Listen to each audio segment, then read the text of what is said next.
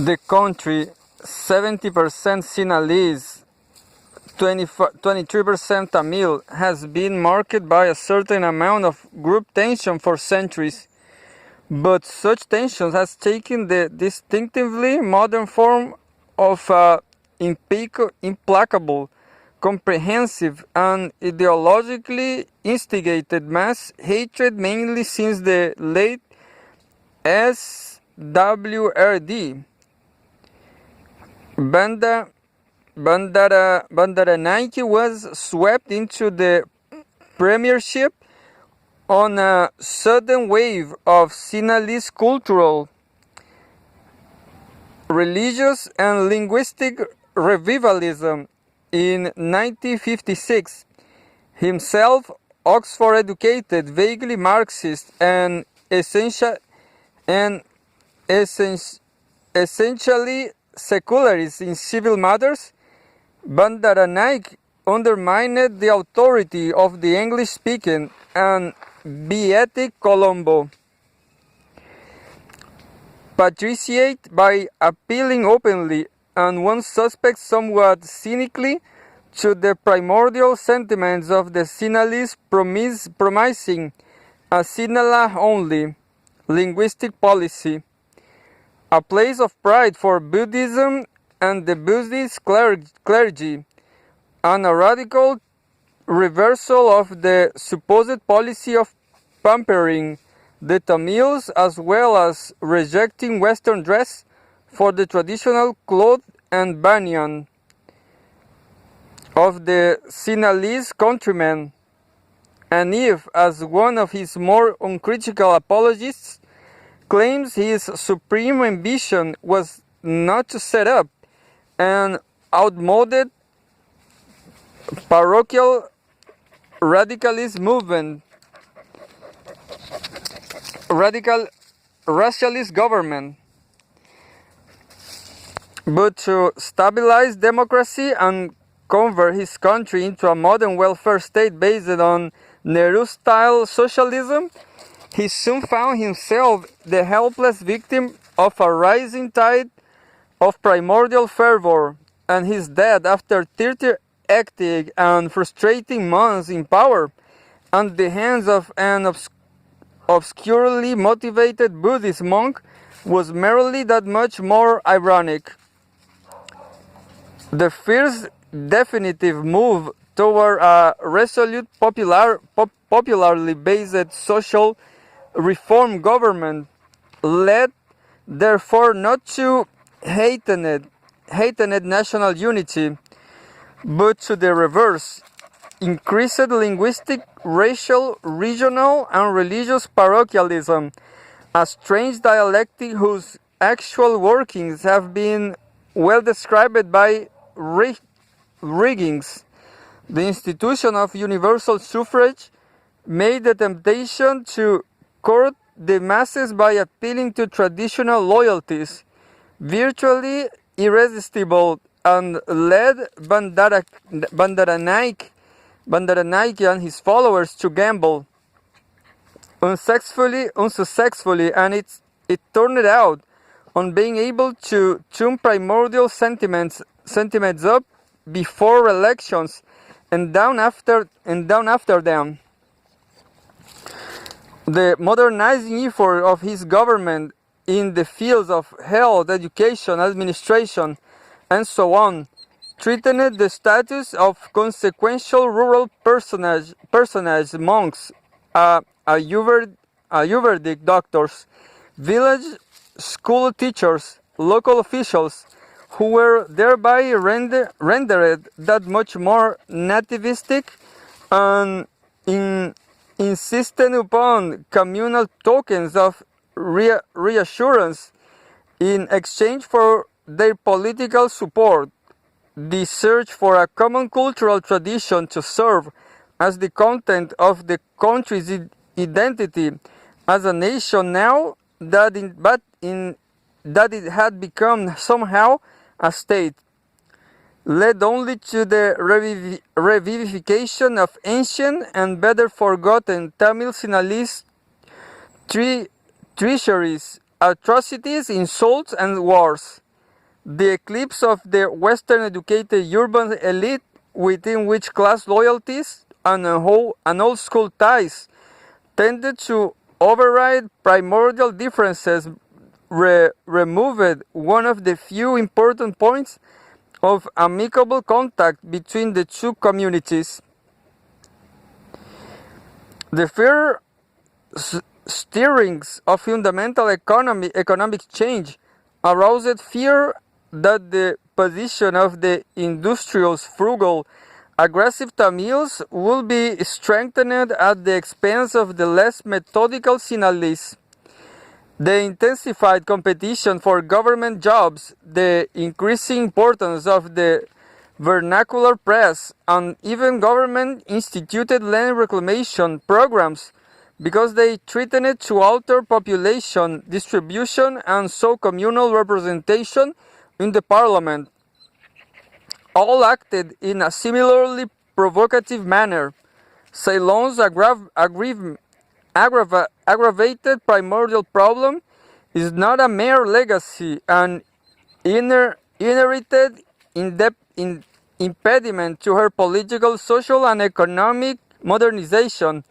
It is a direct and immediate reflex of the first serious, if still rather ineffective, attempt to achieve such modernization.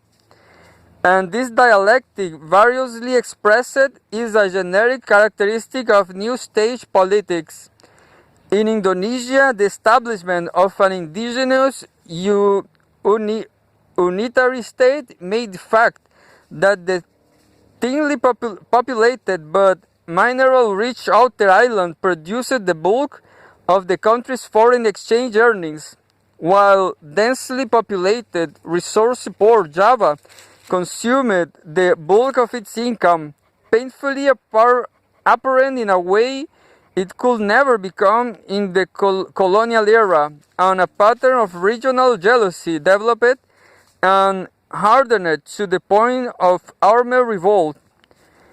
In Ghana, where the Ashanti pride burst into open separatism when, in order to accumulate development funds, Nkrumah new national government fixes the cocoa price lower than that Ashanti cocoa growers wished it to be. In Morocco, Rifian Berbers offended when their substantial military contribution to the struggle for independence was not followed by greater governmental assistance in the form of schools, jobs, improved communication facilities, and so on. Revived a classic pattern of tribal insolence, refusal to pay taxes, boycott of marketplaces, retreat to a predatory mountain life in order to gain Rabat's regard. In Jordan, Abdullah's desperate attempt to strengthen his newly sovereign civil state through the annexation of Cisjordan, negotiation with Israel, and modernization of the army provoked his assassination by an ethnically humiliated Pan-Arab Palestinian. Even in those new states where such discontent was not progressed to the point of open dissidence, there was almost universally arising around the developing struggle for governmental power, as such as broad penumbra of primordial strife, alongside of and interacting with the usual politics of party and parliament, cabinet and bureaucracy, or monarch and army. There exists nearly everywhere a sort of parapolitics of clashing public identities and quickening ethnocratic aspirations. That is more, this parapolitical warfare seems to have its own characteristic battlegrounds. There are certain specific institutional contexts outside the customary arenas of political combat into which it has a strong inclination to settle. Though primordial issues do of course turn up from time to time in parliamentary debates, cabinet deliberations, judicial decisions, and more often in electoral campaigns, they show a persistent tendency to emerge in purer, more explicit, and more virulent form in some places where other sorts of social issues do not ordinarily, or at least not so often or so acutely, appear. One of the most obvious of these is the school system. Linguistic conflicts in particular tend to emerge in the form of school crises. Witness the fierce dispute between Malay and Chinese teachers' unions over the degree to which Malay should replace Chinese in Chinese schools in Malaysia. The three-way guerrilla war between partisans of English, Hindi, and various local vernaculars as instruction media in India, or the bloody riot staged by Bengali-speaking university students to block the imposition of Urdu by West on East Pakistan. But religious issues, too, tend to penetrate the educational context quite readily.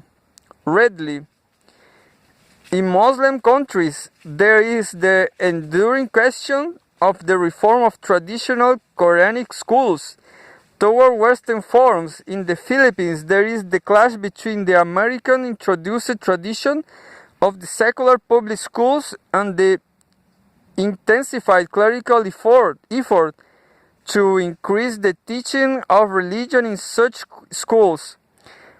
And in Madras, there are the Dravidian separatists announcing sanctimoniously that education must be free from political, religious, or communal bias, by which they in fact mean that it must not stress Hindu writings, such as the epic Ramayana. Even largely religious struggles tend to engulf the school system.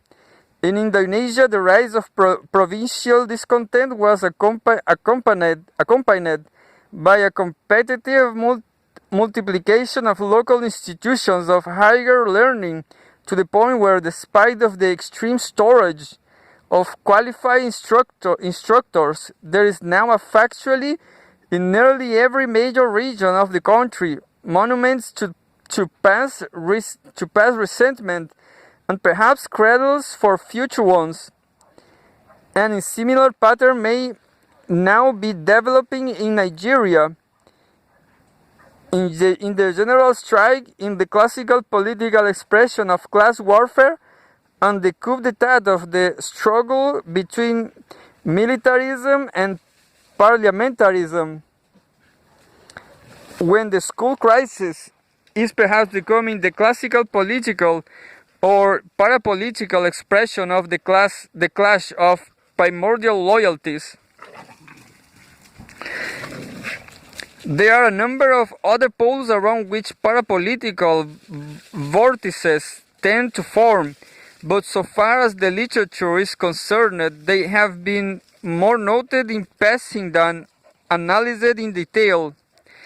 Social statistics is an example. In Lebanon, there has not been a census since 1932, for fear that taking one will reveal such changes in the religious composition of the population as to make the marvelously intricate political arrangements designed to balance sectarian interests unviable. In India, with its national language problem, just what constitutes a Hindi speaker has been a matter of some rather acrimonious dispute, because it depends upon the rules of counting. Hindi enthusiasts use census figures to prove that as many as half of India's people speak Hindi, including Urdu and Punjabi, while anti-Hindyists force the figure down as low as 30% by considering such matters as creed differences and evidently have even religious affiliation of the speakers as linguistically significant.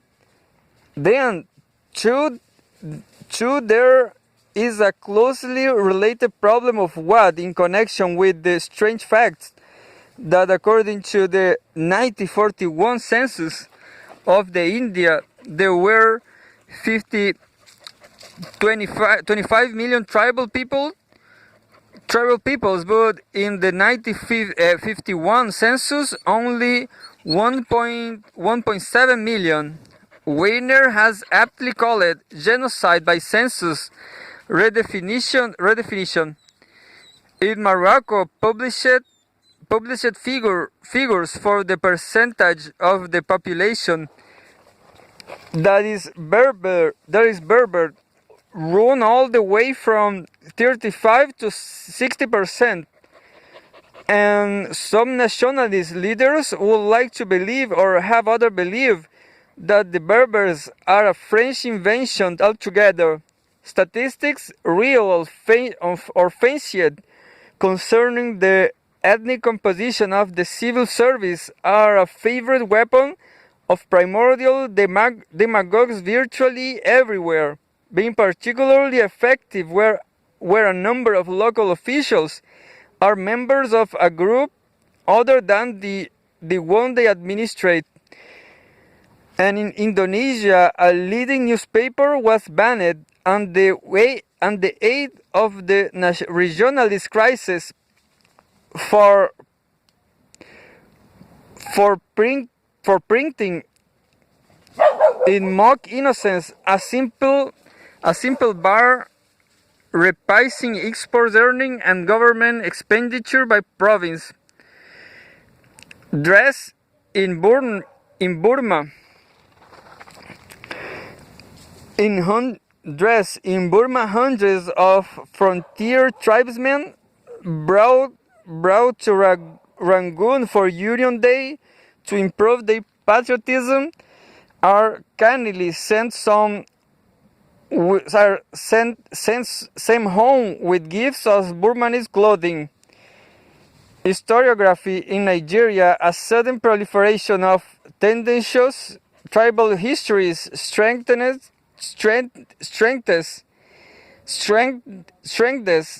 the already very powerful centrifugal tendencies plaguing the country, and the official insignia of public authority in Ceylon. Tamils have refused to use automobile license plates marked with Sinhala characters, and in South India they have painted over Hindi railroad signs, or other as yet but impressionistically observed spheres of parapolitical controversy. So